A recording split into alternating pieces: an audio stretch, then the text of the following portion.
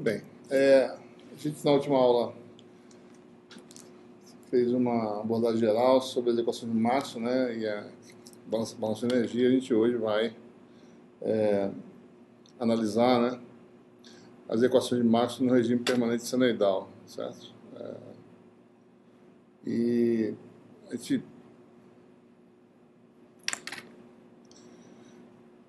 no regime senoidal, né, em algumas situações, a fonte da radiação ela tem uma banda tão estreita que você pode admitir que praticamente toda a energia está sendo modulada na frequência ômega, né?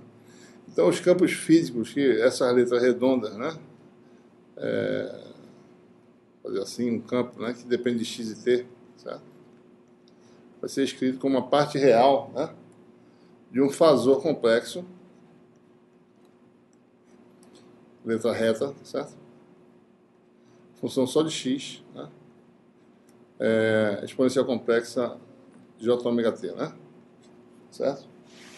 Ou seja, a dependência temporal já é conhecida a priori, né? Então você está excitando suas variações de carga, de corrente, etc., variam na frequência ômega, né? Então, o seu campo físico é obtido dessa operação, tá certo? Isso aqui é um vetor fasorial, vetor fasor, né? 3 componentes, e cada componente é uma variável complexa, certo? Então, é um fasor, né, também, certo?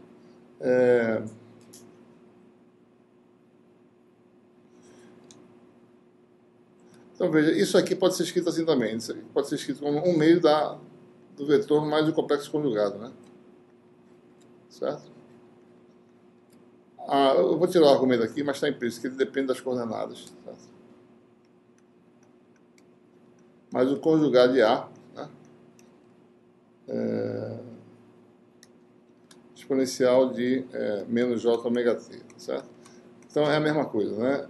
Isso aqui dá 2 vezes a parte real, sobre 2 dá exatamente isso. Só lembrando, A é um vetor, né, que tem componentes complexos, né, que podem ser colocados da seguinte forma: A1, uma fase alfa1, né, por exemplo, cartesiana, né? Os 3 componentes, fase alfa2 e A3, uma fase associada a A3 com A1, A2 e A3 sendo números reais, né? Certo? Então, vamos utilizar esse princípio, ou seja, quer dizer o quê? O campo E, certo? Físico, né? É a parte real, ou um meio, né, de E fasor J ômega t mais o complexo conjugado, certo? O mesmo para todas as outras grandezas, né? E, certo? B, né? H, certo? J, né? As grandezas físicas, D, né? E assim por diante. Todas têm expressões semelhantes, né? Se você joga,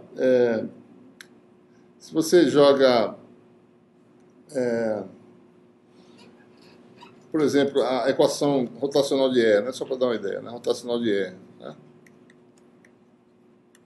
igual a menos dB dt, né? Usando essa expressão aí para E e B, então isso aqui vai ser rotacional, certo? De E exponencial J ômega t mais complexo conjugado, né? Igual a menos derivada em relação ao tempo, a derivada só dessa função, certo? Então aparece aqui menos J ômega, né, no caso, né? B exponencial de J ômega t, né? Certo? Mais o complexo conjugado. Ou seja, se eu satisfizer apenas uma parte dessa parte, se eu definir que a equação de Maxwell, né, se eu falo que a equação de Maxwell é rotacional, olha só um desses termos. Se eu impuser que rotacional de E, né, seja igual a menos J ômega B, né, essa equação de cima é satisfeita, certo? Então, se eu fizer uma equação complexa agora, não uma equação real, se eu fizer agora no regime, né, fasorial, que a equação de Maxwell seja essa aqui, então a equação original é satisfeita. Né? Porque isso aqui vai cancelar com isso, e o complexo conjugado vai cancelar com isso aqui. Né? Então, a equação de Maxwell passa a ser, no regime fasorial, essa equação que envolvendo os fasores complexos, né? Rotação de E igual a menos J ômega B. Ou seja, o que a gente faz? A gente simplesmente tira os campos físicos na prática, né? Coloca os fasores, derivadas, você substitui por J ômega. Essencialmente é isso. Né? Então, no regime fasorial, divergente de D, fasor, né? Igual fasor ρ, certo? Opção escalar. Né? Rotacional de H, né? No regime fasorial igual a J, né? Mais dt, que é J ômega, né? Derivada J ômega D. Tá? Divergente de B igual a zero. Certo? Então, nós eliminamos uma derivada no problema da gente. Não temos derivada com relação ao tempo mais. Certo? Então, temos essas equações igual só equações que são no domínio espacial. Né?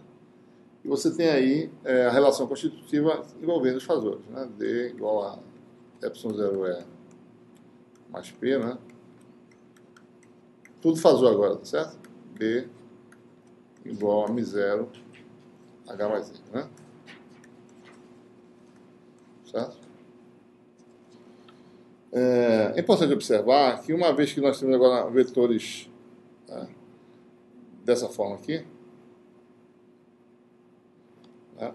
Observe que o módulo do fasor vetorial, certo? Não é ele escalar ele, o quadrado do módulo não é ele escalar ele mesmo, mais, certo? Que ele escalar ele mesmo é um número complexo. Né? Basta você ver aqui. Se você fizer para o escalar desse vetor com ele mesmo, vai ser esse ao quadrado exponencial de 2j, alfa 1, né? Mais etc. Isso não é um número real. Né? Então, o módulo de um vetor fasorial, certo? Módulo quadrado, né? Tem que ser definido de forma que dê um resultado real. Né?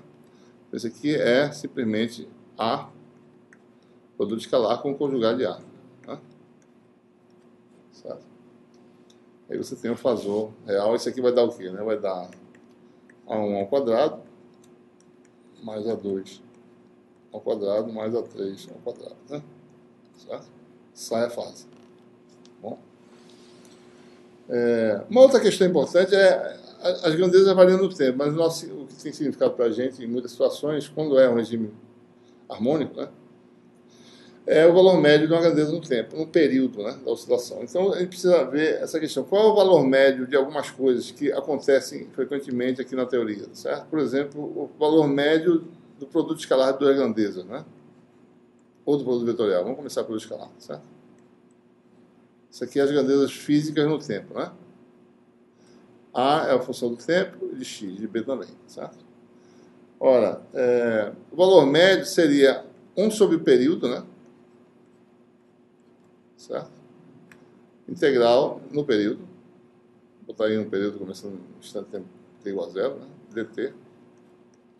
Produto escalar. Isso aqui é redondo. A, produto escalar com B.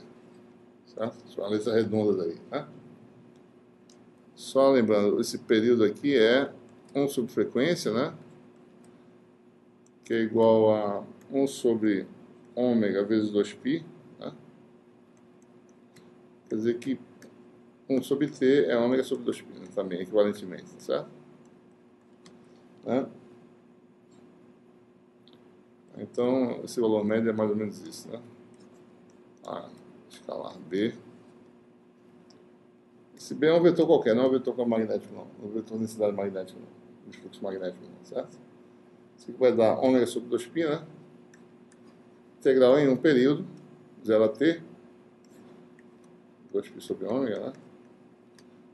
dt a escalar. Aqui, não, aqui está errado, isso aqui é reto. Fiz errado aqui. Ah, não, está certo. Não, está certo, está correto. A escalar B, né?